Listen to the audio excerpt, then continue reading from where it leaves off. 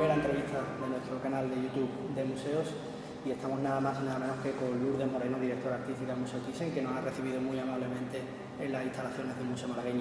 Buenos días, Lourdes. Buenos días, encantada de recibirte. Muchísimas gracias por su tiempo, obviamente. Nada, me gustaría empezar a preguntarle, ya que estas entrevistas quiero que sean un poco diferentes, no quiero que sean tanto de conocer colecciones y conocer exposiciones, sino también un poco conocer a la persona que hay detrás del museo. ¿Quién es Lourdes Moreno y cómo ha llegado hasta aquí? Pues yo comencé a trabajar en el mundo del arte hace muchísimos años. Tuve la fortuna de hacerlo recién terminada la carrera en la casa natal de Picasso, entonces Fundación Picasso, casa natal que era su nombre. Y empecé con una beca, posteriormente saqué unas oposiciones y después me hice cargo, empecé en el departamento de educación, ¿no? Lo que hoy se llama mediación en los museos.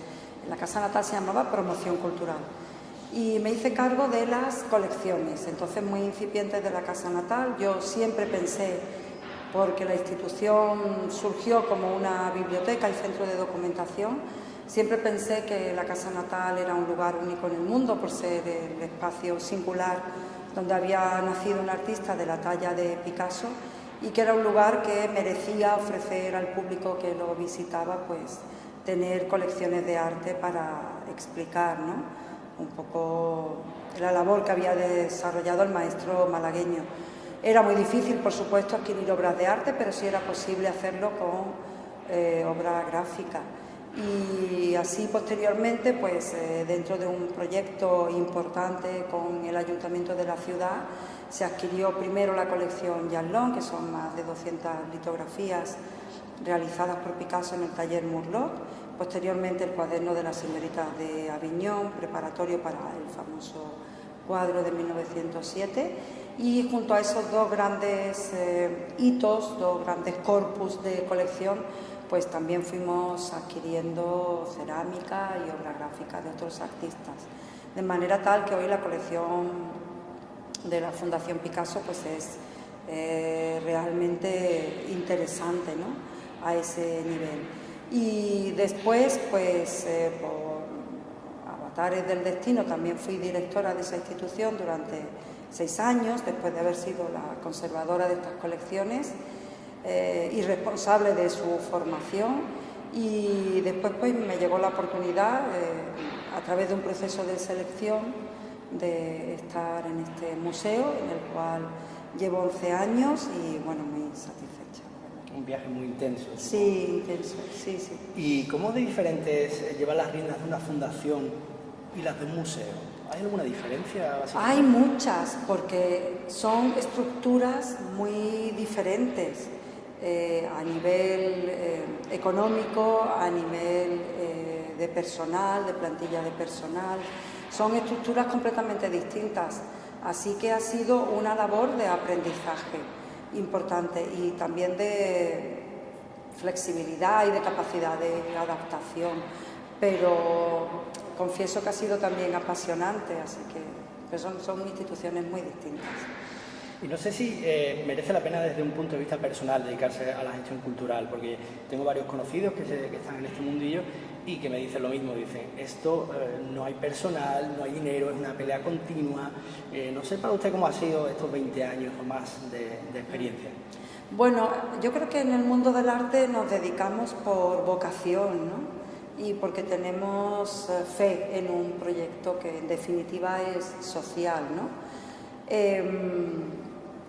¿Merece la pena? Yo creo que sí. Es verdad que hay un gran esfuerzo, pero en todas las profesiones realmente lo existe si uno quiere tener un nivel de excelencia, ¿no?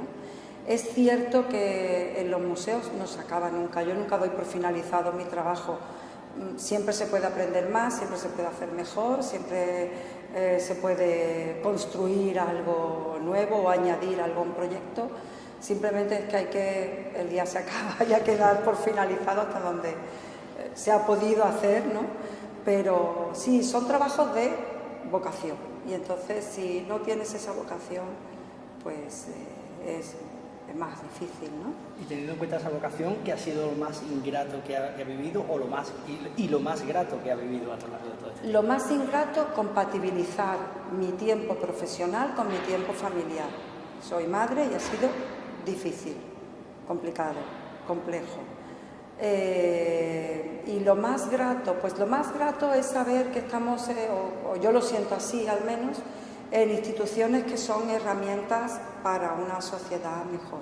Eso es lo que me parece a mí más grato y lo que más me aporta, ¿no? Cuando tenemos programas educativos dedicados especialmente a grupos en riesgo de exclusión social o a colectivos especiales, a mí me resulta eso muy gratificante.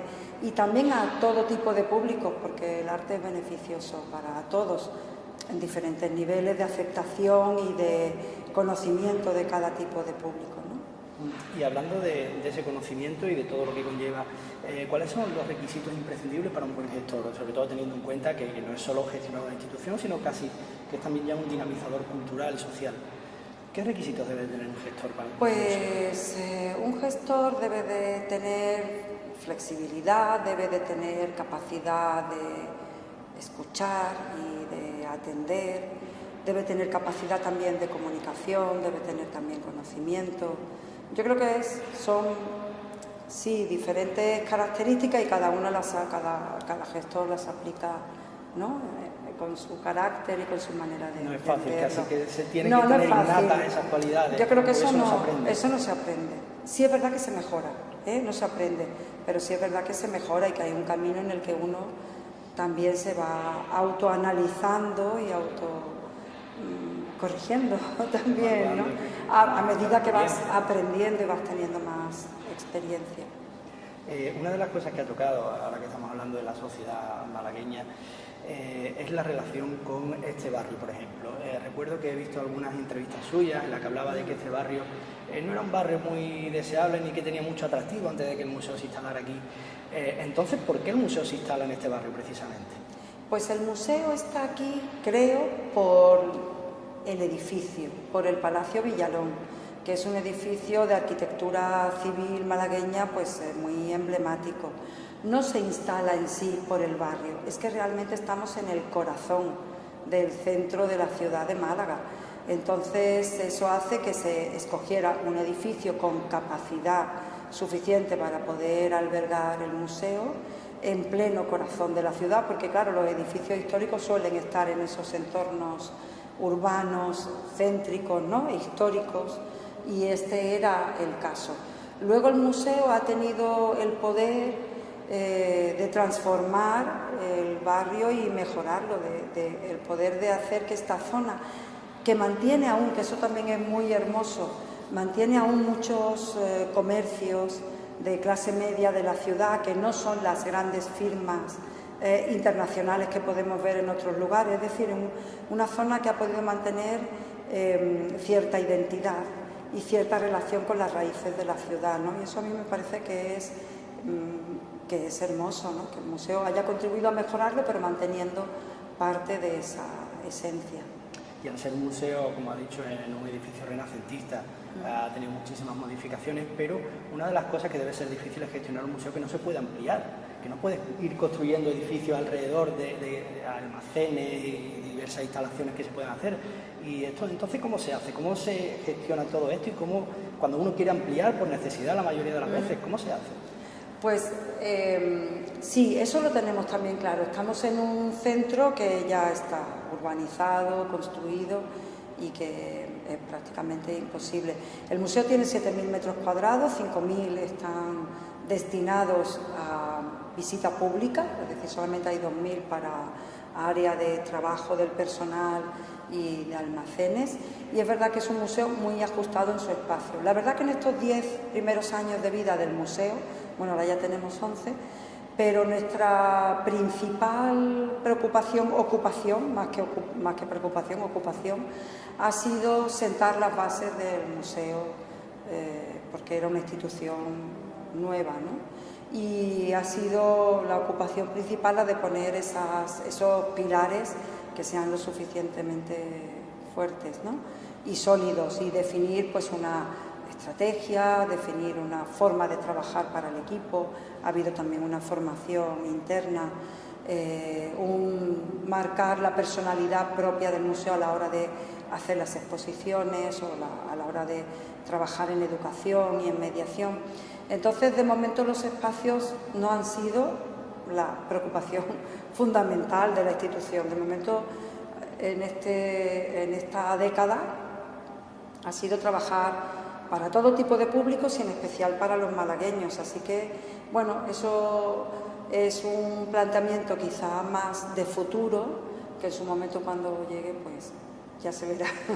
De momento ha sido otra la ocupación, ¿no? Una de las cosas que pueden correr en contra, digamos, del museo a priori es que la gente que visita Málaga suele venir buscando sol y playa y diversión, y a priori el museo no es un sitio, a priori solo digo, en el que uno se pueda divertir. Entonces, ¿cómo se gestiona un museo para atraer a ese tipo de turismo? Si es que quiere atraer a ese tipo de turismo dentro de un museo, para que alguien diga, hoy no me voy a la playa, hoy me voy al museo. Pues mira, el público que visita la Costa del Sol, en general, no visitaba la ciudad de Málaga porque no tenía ese tipo de oferta. No quiero decir que todo el público que venga a la costa, por supuesto, visite los museos, pero supongo que no consideraban a la ciudad lo suficientemente atractiva. Cuando yo trabajaba en la casa natal de Picasso, y antes de ser directora allí, hacía también funciones de protocolo, y cuando teníamos invitados ilustres para dar conferencias yo los acompañaba, ¿no? Recuerdo una vez que vino Rafael Canogar, que ya sabes que es un creador importante, y en la ciudad, pues salvo la catedral y la alcazaba, que no había... La catedral es un magnífico edificio, por supuesto, y la alcazaba es también un edificio muy interesante, con una vista sobre la ciudad increíble, pero no había nada más que ver. Incluso los hoteles, yo recuerdo que algunos de los clásicos hoteles del centro de la ciudad estaba en obra por reforma y no había ni siquiera un hotel cercano, ¿no? Entonces, la ciudad no tenía otros valores añadidos que ofrecer. Entonces era imposible que ese tipo de visitantes o de turismo que visitaba nuestro entorno más cercano, pues considerasen que Málaga era una ciudad especialmente atractiva. Yo creo que los museos han invertido esa visión tradicional de la ciudad y han contribuido a hacer de Málaga una ciudad mucho más moderna, cosmopolita, si ya lo era en su tradición, pero acentuar todavía esa línea que ya, o esa característica que ya tenía la ciudad. Y pues ahora sí hay, por fortuna, instituciones y lugares especialmente atractivos para que todo tipo de público consideren que la ciudad es interesante y merezca la pena conocerla. Añadido a eso, pues claro, una vez que ya están los museos, la ciudad también se ha ido embelleciendo, todo eso se ha llevado a cabo en una planificación paralela, ¿no? Y hablando del museo como dinamizador social, ya hemos hablado de cómo ha cambiado este barrio. ¿Cree usted que hay alguna parte de la sociedad malagueña que aún necesita de ese cambio? Es decir, ¿algún barrio de la ciudad que necesite de un museo para ser transformado totalmente? Pues esa pregunta es interesante. Mira, cuando se abrió el Museo Ruso en Tabacalera, y bueno, ya estaba el Museo del Automóvil allí, en ese edificio regionalista también muy interesante y en un barrio bastante populoso y bastante poblado, a mí me pareció muy interesante, porque no estando demasiado alejado del centro histórico, es verdad que era otro espacio de la ciudad, y me pareció que contribuía a dinamizar un barrio, ¿no? Y a ofrecerle una serie de instalaciones y de actividades de las cuales carecían. Instalaciones como un auditorio, como tener la posibilidad de proyecciones, pues no sé, de cine de verano en el ámbito de ese edificio de Tabacalera. Actividades a través de mediación. En fin, me pareció muy interesante. Ahora, ¿hasta qué punto un museo ubicado en algún barrio de la ciudad ajeno o lejano al centro histórico podría funcionar o tendría la capacidad de dinamizar esa zona? Pues eso es algo que habría que estudiar también con cada casuística específica, ¿no? Tampoco se trata de extrapolar proyectos, proyectos que han funcionado en ciertos lugares. Eso hay que estudiarlo, ¿no? Y hay que estudiarlo con los diferentes vectores y parámetros de cada espacio en el que se piense ubicar, también así como la personalidad de la institución, sus colecciones, en fin, todo eso habría que verlo, ¿no?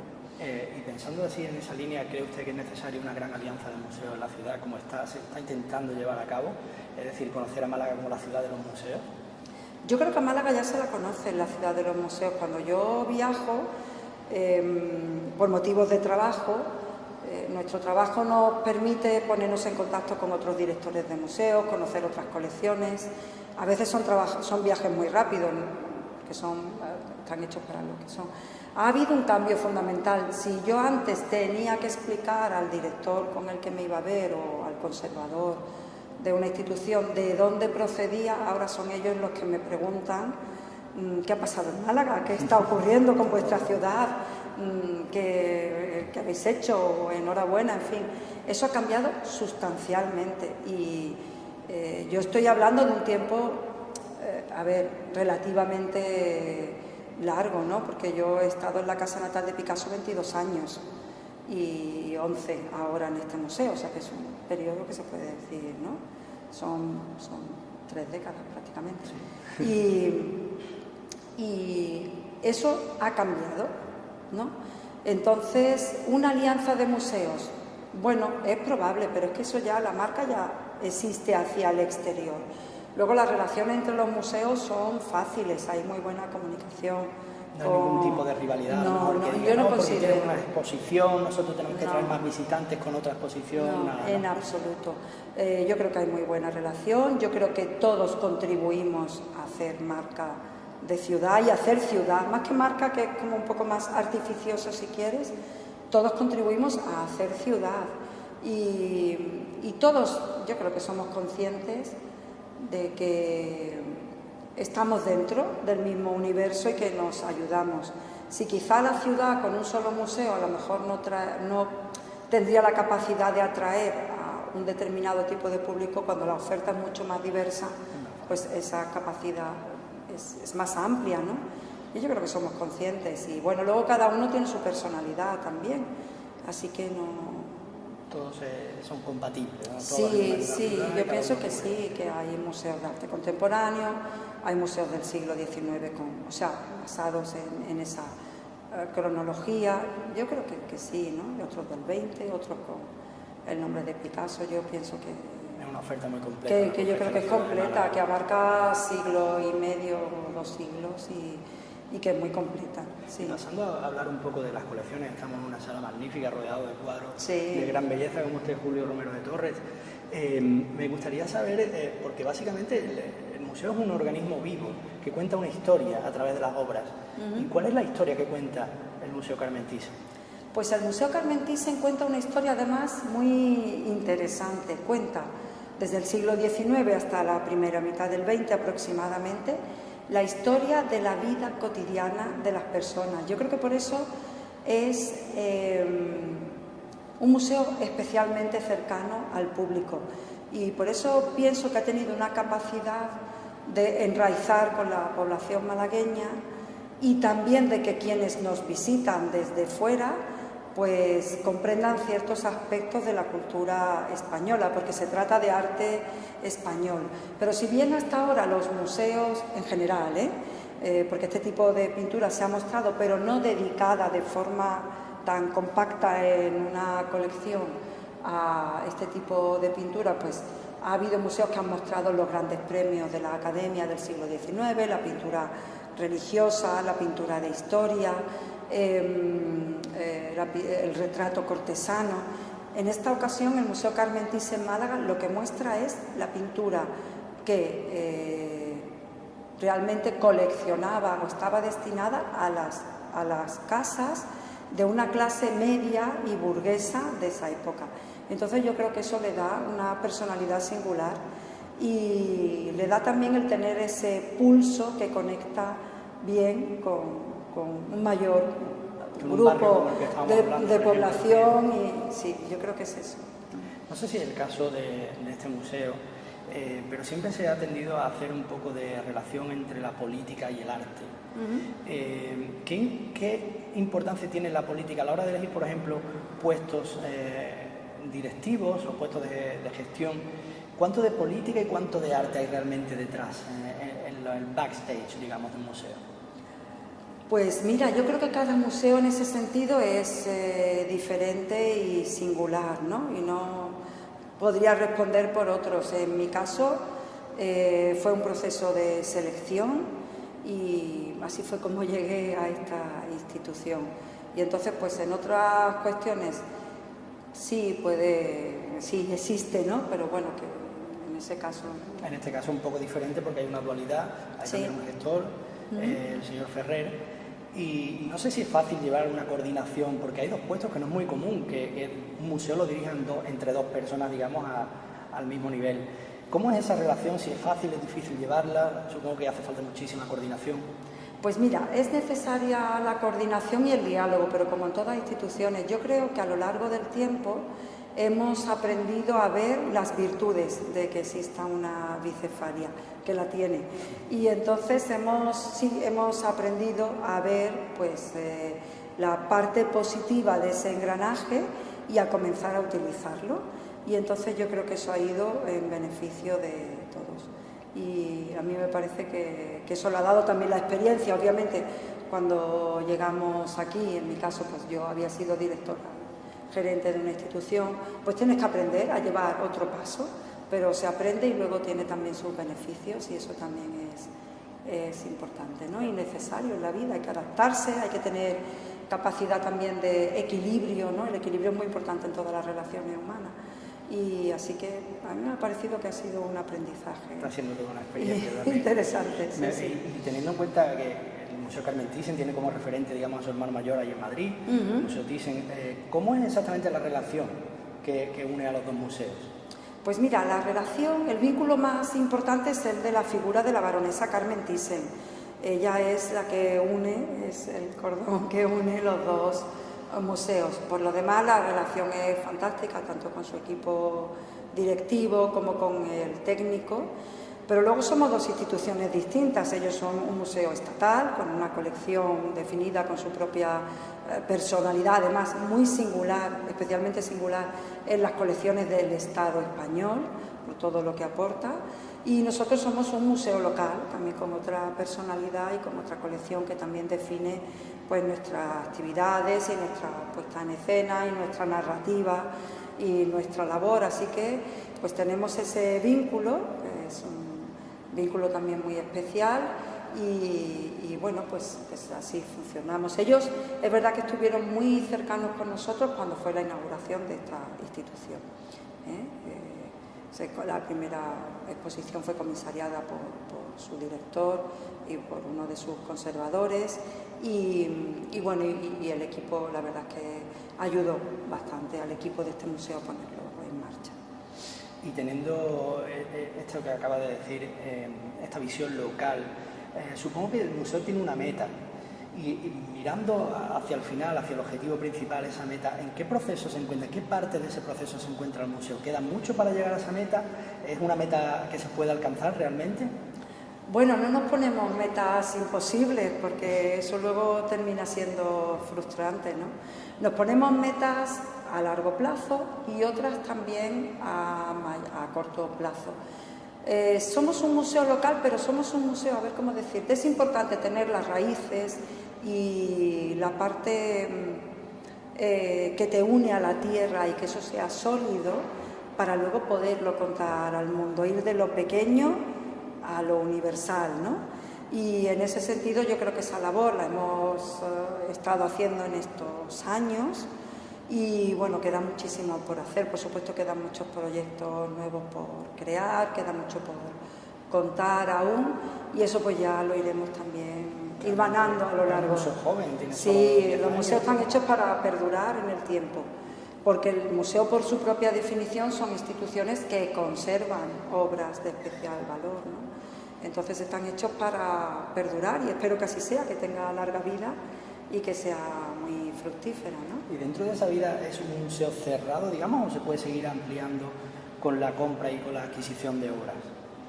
Pues mira, de momento la colección es la que es una colección formada por la baronesa Carmen Thyssen Málaga, una colección de arte español, y hemos tenido algunas pequeñas incorporaciones a lo largo de este tiempo y ya luego pues el futuro lo irá diciendo, ¿no? Si va a haber alguna incorporación más o no, en fin, ya se irá viendo.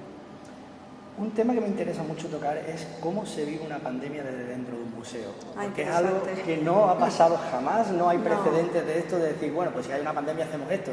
No, no hay nada. Entonces, cuando uno se encuentra con algo así, ¿cómo se reaccionó y qué es lo que, digamos, se ha puesto en funcionamiento y que al final ha funcionado y piensan continuar con ello? Pues sí, ha sido una experiencia para todos, ¿no? Pero para los museos ha sido muy interesante. Yo creo que han demostrado que los museos son una herramienta social importante. En el Museo Carmen Thyssen, pues lo hemos vivido, la verdad, con muchísima intensidad. Yo recuerdo los días previos, yo estaba en París trabajando por una exposición que tendremos en un futuro cercano, y yo recuerdo que ya iba en el metro, como suelo leer bastante y estar al día, yo ya iba preocupada por la pandemia, ¿no? Eso era el 8 de marzo, que creo que cayó en domingo ese año. Y luego cuando ya cerraron, que fue el 13 de marzo, ya fue cuando se tomó pues, la decisión, tuvimos, yo creo que unos breves minutos de estupor, porque es que es verdad que el viernes, el día 13 fue viernes, que lo recuerdo perfectamente, y yo creo que el decreto salió el sábado. Y unos minutos de estupor, pero pronto también nos dimos cuenta que el museo tenía que servir a la sociedad que había quedado en sus casas confinada y sin poder salir, y teníamos que servir a ella pues con todos nuestros relatos. Entonces echamos mano de nuestros archivos, por fortuna. Teníamos mucho grabado, mucho conservado a nivel de archivo, todas las exposiciones se habían grabado, tenían vídeo de los comisarios, habíamos hecho muchos pequeños programas de contar obras de arte y sus historias y conferencias. Entonces, pues todo eso lo pusimos en marcha. También desde educación se realizaron proyectos nuevos para los pequeños en casa, para los más jóvenes, y bueno, pues lo fuimos poniendo en marcha de forma coordinada. Por fortuna también es un museo que lo digital ha estado presente desde sus comienzos, precisamente porque es una institución, bueno, probablemente porque es una institución joven, y pues coordinándonos al principio, bueno, cada uno desde su domicilio, y en conexión tuvimos muchas reuniones para decidir qué íbamos a hacer, y una vez puesta en marcha lo emitimos en público. Yo también di un ciclo de conferencias de formato digital, que también, bueno, pues te enfrentas a la cámara sabiendo que detrás hay público, pero que tú no ves nada. Es una sensación extraña, pero bueno, había que hacerlo, y eso fue lo que hicimos. Y ha sido una experiencia, yo creo que para todos, pero desde luego para el mundo de la cultura, porque también sucedió con los músicos, ¿no? Bueno, por supuesto con los museos. Yo creo que hemos demostrado que estamos ahí como herramienta de la sociedad, como sostén de la sociedad en momentos de incertidumbre, ¿no? Que son especialmente difíciles. Así que yo creo que eso le otorga un valor y un significado especial a los museos. Yo realmente, personalmente, yo creo que los museos han tenido un acierto total a la hora de gestionar toda esta situación, y la verdad es que desde el punto de vista que me toca como historiador del arte estoy muy contento de que haya sido así, gracias a todos los gestores y a todo el público que también ha estado detrás de esa cámara que usted decía. Hablando un poco de las exposiciones temporales más concretamente, usted ha comisariado multitud de exposiciones, ¿y cuál ha sido con la que ha quedado usted más satisfecha, que ha dicho, ha terminado, pero ha sido una gozada?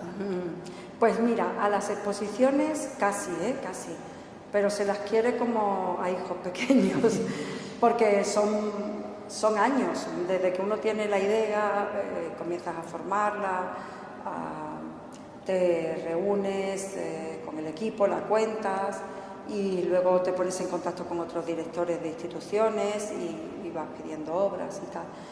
Pasa a veces mucho tiempo y al mismo tiempo que va pasando eso vas simultaneando con el trabajo diario, ¿no? Que a mí eso sí me resulta muy curioso. Yo creo que somos de las pocas profesiones que vivimos mucho en el futuro, porque yo, por ejemplo, ahora con el equipo estamos programando 2025.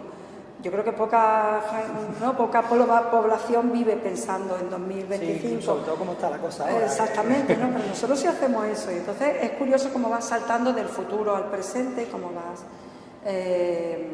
yendo y viniendo. De las exposiciones, pues yo sí creo que ha ido una evolución, que el museo ha ido mejorando conforme el tiempo ha ido pasando, que por otra parte me parece natural, ¿no?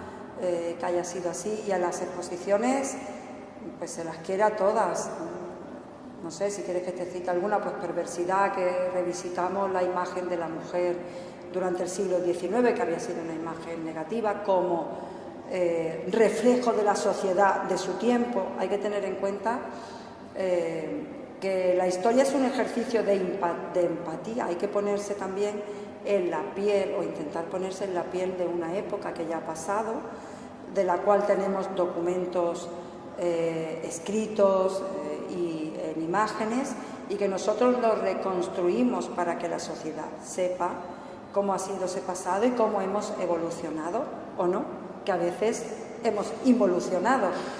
Pero es importante ese ejercicio, que a veces tengo la impresión de que se está perdiendo y que se intenta analizar desde el presente y enjuiciar cuestiones del pasado que eran completamente imposibles, pues porque ni siquiera hasta el idioma reflejaba conceptos que ahora manejamos en el día de hoy, ¿no?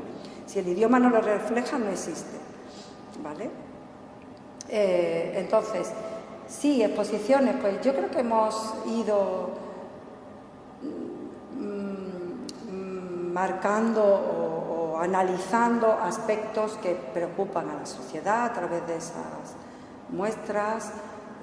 No sé si te he citado Máscaras o Fantasía Árabe, y muchas veces esas exposiciones están tomadas de obras de la colección. Eso nos permite profundizar en la colección permanente del museo. Por ejemplo, Días de verano, pues es el mismo título de una obra de Vicente Palmaroli, que es un pintor que llegó a ser director del Museo del Prado y que nos permitió analizar cómo fue el concepto de salud de un momento en el que el mar era considerado como algo negativo, y cómo ese cambio se produce en un determinado momento del siglo XIX para hacer ver que estar al aire libre y tomar baños de mar, al principio solamente pasear, ni siquiera tomar baños de mar, y cómo ese nuevo cambio social y de la medicina, de los avances de la ciencia, cambian también al mundo del arte, que comienza a través de Boudin pues a reflejar cómo la sociedad, en un primer momento la alta sociedad, ¿no?, que podía permitirse ese viaje y esa estancia en lugares de costa, ¿no? Bueno, pues eso parte de una obra de la colección permanente, y esas exposiciones no ha sido la única. Pues Fantasía Árabe, también hay 3 obras con temática árabe en la colección permanente, y eso nos permite desarrollar un hilo conductor a partir de esas piezas y explicar mejor el contexto en el que surgieron. Le voy a pedir que nos haga un spoiler, porque estaba hablando de exposiciones hasta el 2025. Sí. ¿Cuáles son las próximas exposiciones que podremos ver? Vale, bueno, pues el 1 de julio presentaremos al público, el 1 de julio próximo, presentaremos al público una exposición de Sala Noble, de obra gráfica, que por primera vez va a reunir a José Gutiérrez Solana, a Francisco Bores y a Pancho Cosío, los tres, unidos por amistad y por una visión de la España negra, por una visión de los bajos-fondos, de una sociedad pues deprimida, y que nos va a permitir pues verlos a los tres por primera vez juntos, y analizar también cómo es ese concepto iconográfico que ellos tienen de la sociedad de su época. Hay que comentar que José Gutiérrez Solana está magníficamente representado en la colección permanente del Museo Carmen Thyssen en Málaga con una obra como es Coristas. O sea que de ahí partimos de nuevo de otro autor que está presente en nuestra colección. Y así ampliamos y contamos al público cómo fue su universo. Fue también escritor, pero cómo fue su universo como grabador, ¿no? Que es también muy interesante. Ya para ir un poco terminando, antes de que abran las puertas del museo, no me gustaría dejar de lado el público que visita el Museo Carmen Thyssen en Málaga.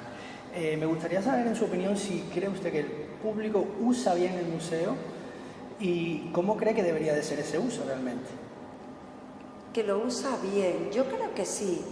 Yo creo que el público y nosotros estamos ocupados en hacer que la visita sea agradable, que sea positiva, que aporte en sus vidas, ¿no? Pues a través del conocimiento, a través del disfrute, a través de la contemplación de la belleza, a través del amplio programa educativo que contamos, porque hay actividades para todo tipo de públicos. Hay actividades para familias los sábados, los fines de semana, hay actividades para bebés, hay actividades para público especializado a través de los ciclos de conferencia, hay programa también, como te comentaba antes, para grupos en riesgo de exclusión social o para grupos con algún tipo de singularidad. Y en ese sentido el museo es como una institución transversal, ¿no? Con capacidad para conectar con diferentes sensibilidades, ¿no? Y yo creo que eso es lo que hace que los museos, que en la Noche de los Tiempos surgen como lugares para conservar los tesoros de guerra y objetos valiosos con símbolos especiales, pues hayan pervivido en el tiempo durante tantos siglos, ¿no? Y es su versatilidad, su capacidad para conectar con diferentes sensibilidades y con diferentes tipos de público, ¿no? Porque se tienen noticias de museo desde diferentes civilizaciones, diferentes etapas, ¿no? Y es una institución que ha ido adaptándose, si te fijas, a lo largo del tiempo. Probablemente ahora sea un tiempo de museos, ¿no? Están más vivos que nunca. Hay un libro de Germain Bassin con ese título, no es que lo haya creado en este momento, ¿no?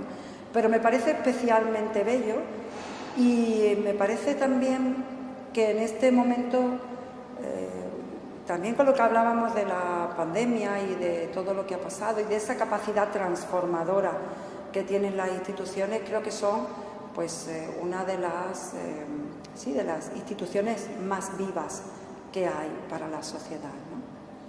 Por último, ya preguntarle acerca de si ha tenido alguna anécdota divertida que le haya ocurrido a lo largo de todos estos años, de esas 3 décadas de gestión, con alguna personalidad, algún personaje social, público, que se pueda contar. Sí.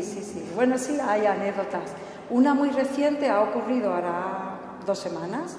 Estábamos viendo la exposición temporal que está ahora, Realismo, nuevas figuraciones del arte español, desde 1918 hasta 1936, y estaba visitándola con Concha Lomba, que era la conferenciante que teníamos esa tarde dentro del ciclo.